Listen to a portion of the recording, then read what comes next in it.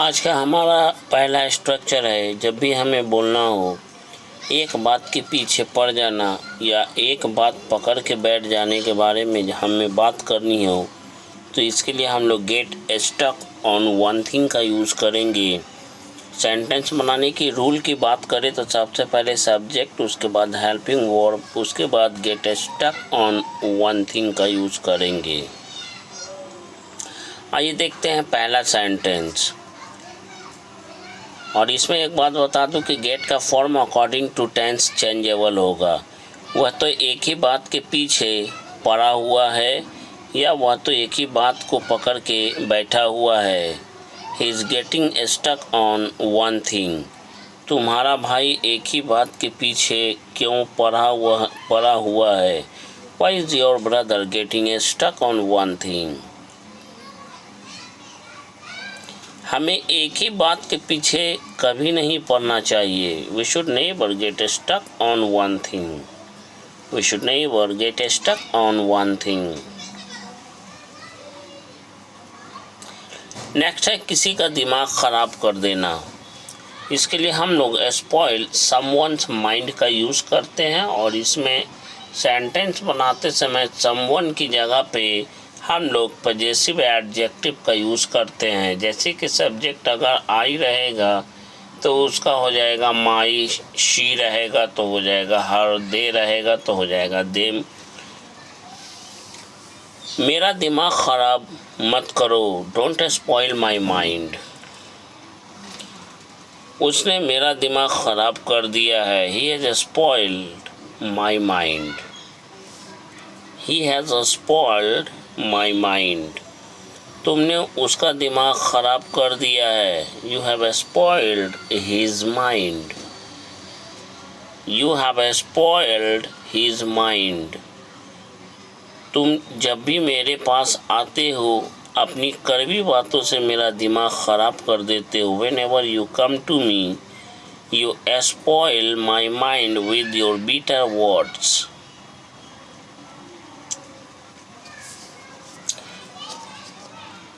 उस लड़की के प्यार ने तुम्हारा दिमाग ख़राब कर दिया है। That girl's love have spoiled your mind.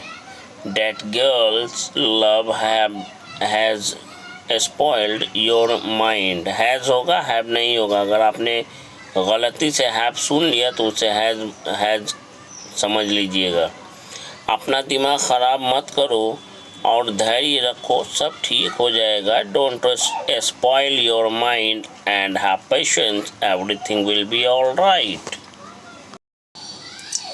अपना दिमाग ख़राब करने से कुछ नहीं होने वाला।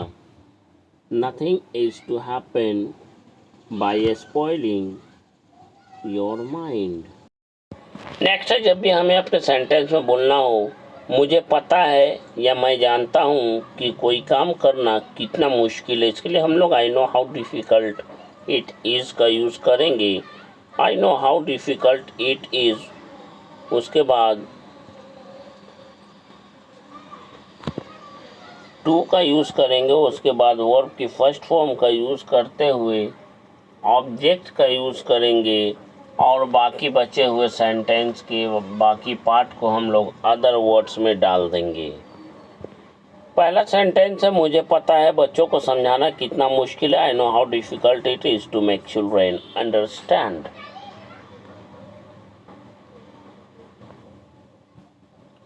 मुझे पता है वहाँ अकेले जाना कितना मुश्किल है। I know how difficult it is to go there alone. I know how difficult it is to go there alone. मुझे पता है उससे उसकी पढ़ाई के बारे में कुछ पूछना कितना मुश्किल है। I know how difficult it is to ask him about his study. You know how difficult it is to ask something to him about his study. Next sentence, उसे पता था उस भुतहा घर में अकेले रहना कितना मुश्किल है। He knew how difficult it was to live in a haunted house. यहाँ पे पास्ट की बात हो रही है इसलिए नो का फॉर्म चेंज हो गया, बाकी स्ट्रक्चर जस का तस रहेगा, ध्यान रखेंगे। तुम्हें पता था उसके साथ कहीं भी जाना कितना मुश्किल है। तुम्हें पता था पास्ट की बात है, you knew how difficult it was. इसकी जगह पे इट के बाद वॉज का यूज हुआ है। अक्सर हमें अपने डे टू डे लाइफ में इस तरह के वाक्यों को बोलना पड़ता है, किसी को किसी बात या मामले में घसीटना। इसके लिए हम लोग drag someone into some matter का यूज़ करते हैं या इनटू एनी मैटर। तो इसके लिए सेंटेंस बनाने का रूल है, सबसे पहले सब्जेक्ट हेल्पिंग वर्ब ड्रैग, उसके बाद ऑब्जेक्ट प्रोनाउन या नाउन, उसके बाद इनटू, उसके बाद दिस मैटर का यूज़ करते हुए हम लोग सेंटेंस को बोलते या बनाते हैं। मुझे इसमें मत घसीटो, don't drag me into it. उसे इस मामले में मत घसीटो, don't drag him into it. या इनटू दिस मैटर, उसे इस मामले में मत घसीटो, don't drag him into this matter. उसे इस मामले में घसीटने की कोशिश भी मत करना, don't even try to drag him into this matter. Don't even try to drag him into this matter. इसमें उसे क्यों घसीट रहे हो? Why are you dragging him into it? Why are you dragging him into it? उसे इस मामले में या into this matter, into this case ऐसा भी बोल सकते हैं, इस मामले में। नेक्स्ट है, वह मुझे उस मामले में घसीटने की कोशिश कर रहा था। He was trying to drag me into that matter, that case, that matter. उसने इस मामले में हम सभी को घसीट लिया। He dragged, drag का फॉर्म यहाँ पे चेंज हो रहा है, drag से dragged हुआ है। He dragged all of us into this case और that case। ये मामला है तो this case, that मामला है यानी वह केस, उस मामले में। इनटू डैट केस, उस मामले में। नेक्स्ट, जब भी हमें अपने सेंटेंस में बोलना हो, भले ही तुम मुझे याद करो या ना करो, मैं तुम्हें याद करूँगा। भले ही तुम मुझे भूल जाओ, मैं तुम्हें नहीं भूलूँगा।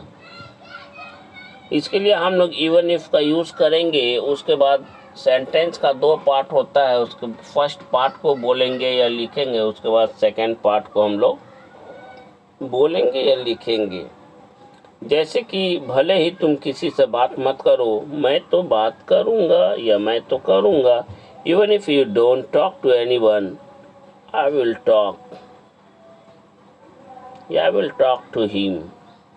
भले ही तुम कुछ ना कहो, मैं तो सभी को बताऊँगा। Even if you don't say anything to anyone, भले ही तुम कुछ ना कहो। Even if you don't say anything but I will tell everyone. एक बात का ध्यान रखें, सेंटेंस में मैंने बट तो बोला है लेकिन बट मैंने लिखा नहीं है, उसकी जगह पे कॉमा डाल दिया है। इस बात को आप लोग समझने की कोशिश करेंगे। भले ही तुम वहाँ लोगों के साथ अंग्रेजी में बात नहीं करो, मैं तो ज़रूर करूँगा। Even if you don't talk with people in English there, I will surely serve. हमारे सेंटेंस में पीपल आ चुका है, इसलिए मैंने पीपल की जगह पे देम का यूज़ किया है। कोई बड़ी बात नहीं है या कोई बड़ी बात नहीं थी, इसके लिए हम लोग it is not a big deal या it was not a big deal का यूज़ करते हैं। सेंटेंस बनाने के रूल की बात करें तो इट इज़ या it was not a big deal to, उसके बाद वर्ब की फर्स्ट फॉर्म का यूज़ करते हुए सेंटेंस को बोलते हैं। पहला सेंटेंस है, हर दिन नए कपड़े खरीदना उसके लिए कोई बड़ी बात नहीं है। It's not a big deal to buy new clothes for him every day. या फिर यूँ बोले, it's not a big deal for him to buy new clothes every day for him, ऐसा भी बोल सकते हैं। नई नई कारें खरीदना उसके लिए कोई बड़ी बात नहीं है क्योंकि वह अमीर घराने में पैदा हुआ है। It's not a big deal for him to buy new cars. या फिर इसे इस तरह से बोल सकते हैं, it's not a big deal for him to buy new cars because he is born with a silver spoon. Bear with a silver spoon का मतलब होता है अमीर घराने में पैदा होना। किस्मत में लिखा हुआ है या किस्मत में लिखा हुआ था, इसके लिए हम लोग इट इज रिटेन या इट वॉज रिटेन, प्रेजेंट है तो इज का यूज करेंगे, पास्ट की बात है तो वॉज का यूज करेंगे, लिखा हुआ है या लिखा हुआ था, it is written in destiny या it was written in destiny. पहला सेंटेंस तो उसकी किस्मत में लिखा हुआ था एक दिन अमीर आदमी बनना, it was written in his destiny to become a rich man one day. हर किसी के किस्मत में एक न एक दिन इस दुनिया से गुजर जाना लिखा है। गुजर जाना के लिए एक बार फिर से ध्यान रखें, डिपार्ट फ्रॉम दिस वर्ल्ड का यूज करना है आपको, पास अवे का यूज यहाँ पे नहीं होगा। डिपार्ट फ्रॉम दिस वर्ल्ड, इस दुनिया से गुजर जाना। It is written in everyone's destiny to depart from this world one day or the other, और you can say sooner or later. उसकी किस्मत में लिखा हुआ है खूब मजे करना, it's written in his destiny to have fun a lot. Next sentence है, एक दिन मरकर इस दुनिया से दूसरी दुनिया में जाना हर किसी के किस्मत में लिखा है। इस दुनिया से उस दुनिया मतलब from this world to the next world का यूज करेंगे। It is written in everyone's destiny to go to the next world one day from this world. Next world का मतलब होता है go to the next world का मतलब होता है दूसरी दुनिया में जाना। परी जैसी सुंदर लड़की से शादी करना उसकी किस्मत में लिखा था। It was written in his destiny to marry a girl as beautiful as a nymph. इसे सीखिएगा, as beautiful as a nymph मतलब इतना खूबसूरत बिल्कुल जितना कि परी हो। से डर लगना जब भी हमें बोलना हो, इसके लिए हम लोग to be scared of someone का यूज करेंगे, और टू बी का यहाँ पे टू बी ही हमारा चेंज होता है। अगर हम इससे प्रेजेंट में बात करते हैं तो आई के साथ ये एम हो जाता है, यू के साथ आर हो जाता है, वी के साथ आर हो जाता है, ही और शी के साथ इज हो जाता है, पास्ट में वॉज वर हो जाता है। ध्यान रखेंगे। मुझे तुम्हारे घर के दरवाजे पर खड़े उस काले कुत्ते से डर लगता है। I am scared of that black dog which is standing at your door. I am scared of that black dog which is standing at your door. मुझे तुम्हारे बच्चों से डर लगता है। I am scared of your kids or children. I am scared of your children or your kids. मुझे रात के अंधेरे में घर से बाहर निकलने में डर लगता है। इस सेंटेंस को इंग्लिश में बोलने के लिए हम लोग कहेंगे I am scared of stepping out of the house in the dark at night. In the dark at night का मतलब होता है रात के अंधेरे में। मुझे जंगली जानवरों से ज़्यादा तो तुमसे डर लगता है। इसे इंग्लिश में बोलने के लिए हम लोग कहेंगे I am scared of you more than wild animals. I am scared of you more than wild animals.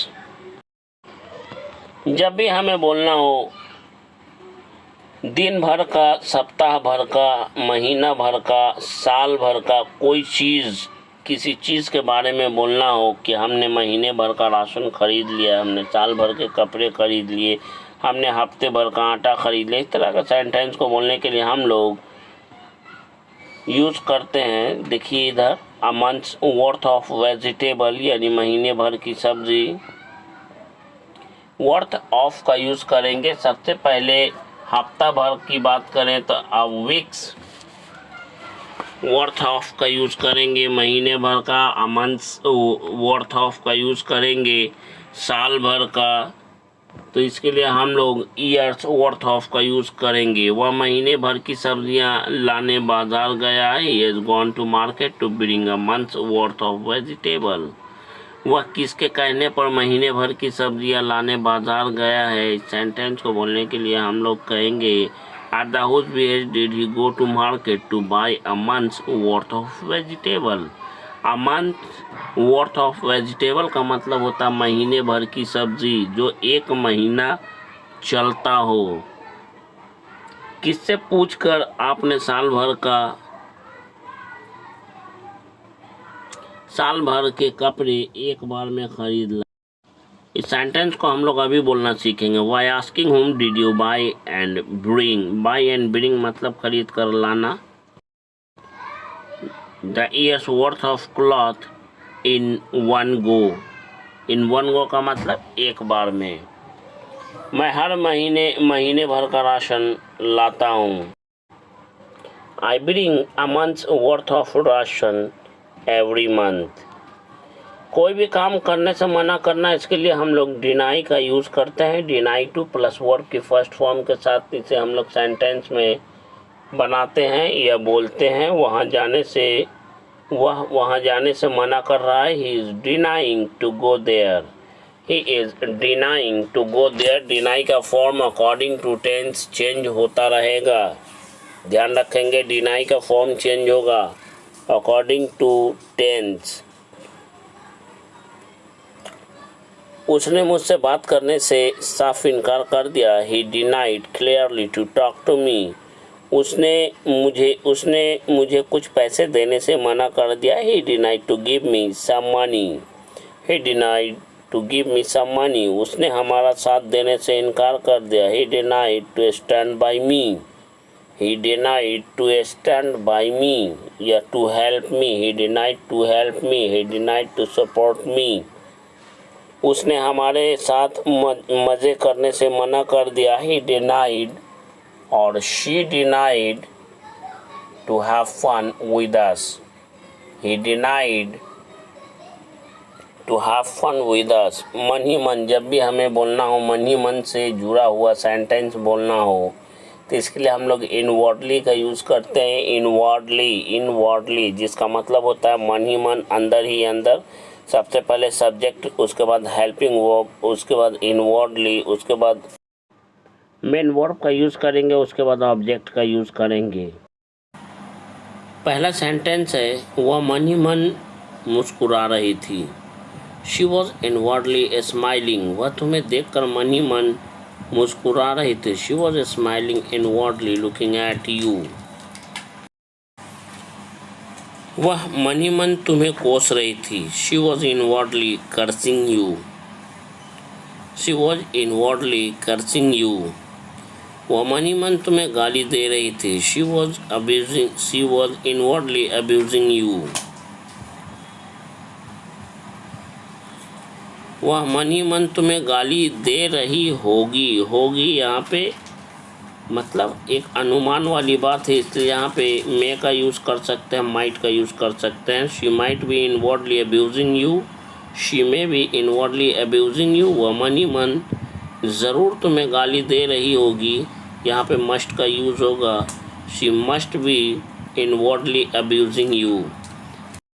जब भी हमें बोलना हो पापा का क्या, मम्मी का क्या, घर का क्या, मीटिंग का क्या या पैसों का क्या, इसके बारे में जब भी हमें बोलना हो इस तरह का सेंटेंस, तो हम लोग व्हाट अबाउट का यूज़ करेंगे। बर्गर का क्या, व्हाट अबाउट बर्गर। हमारा क्या, what about us, what about us. और तुम्हारी पढ़ाई का क्या, and what about your study.